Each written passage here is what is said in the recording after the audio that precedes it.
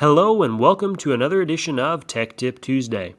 In today's Tech Tip, we will be looking at Diffit, an AI program created for teachers. There are many AI programs out there, and some of them have been designed specifically for teachers to create resources for students. It's important to remember, though, that CMCSS has a policy in place to define the appropriate use of AI programs, and you can find a link to this policy inside of our email. Also, teachers have the ability to use AI for professional purposes within the boundaries of this acceptable usage policy. Now let's go ahead and take a look at Diffit. To get to Diffit, type in this web address in your browser's URL bar, app.diffit.me, and sign in with your Google account. When you're inside of Diffit, the idea is to create student-ready resources for literally anything, an article or YouTube link that you provide, a text or PDF document uploaded from your computer, or from a vocabulary list that you enter into the space provided. These are student-ready resources that you will give to the students outside of the AI program. Students will not be logging in and using AI for this. The teacher will be using it to create a resource. I'm going to go ahead and start off with literally anything and type in my desired topic, in this case, the Revolutionary War. Now, Diffit does have a premium license feature that you have to pay for, and if you do, you've got the ability to align it to standards. But for the purposes of this video, we're going to use the free version. You can also further customize your resources by reading level, language, or the type of reading you want the students to have. When you're ready, select Generate Resources. As Diffit loads up and creates your resources, it's important to remember that these are all AI generated.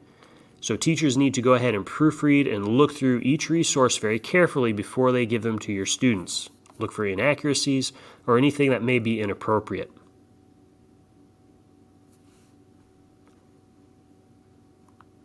Now, when Diffit reloads after the resources have been generated, the very first resource available are images. Now, in this case, the image was taken directly from History.com and depicts a famous picture from American history. This picture itself was not generated by an AI, but that may not be the same for every image. So it's important to go through each one, all the images provided, and make sure that they are appropriate for your students, and that they meet the standards, and that they are accurate. As you'll scroll down, you'll also find adapted reading passages where you can adjust the length, click right here to show sources, edit, or even copy if you need to. Scroll further down for a summary, key vocabulary words, multiple choice questions, and short answer questions and open-ended prompts.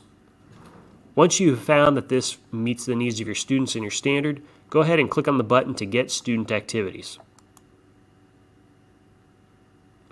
Now on this screen, you're going to see a list of any recent activities that you may have looked at.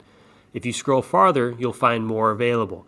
You may even notice that some of these are free this month. If you're using the free version of Diffit, then you can access these resources all month long until the next month when they have a new batch of free resources. And you can use as many of these as you'd like during the month. If you found a resource you like, click on the resource.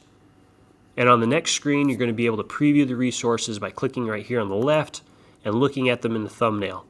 If it's difficult to see that right here, don't worry, when we export this activity, you'll be able to zoom in a little bit further and even edit some of these resources. So I'm going to scroll through here on the left and look at a couple of them, and I like these. So I'm going to go ahead and select Export Activity. Now, depending on the activity type, you'll have different options to export the activity. After a few moments, your activity will be generated, and you'll have different options to export.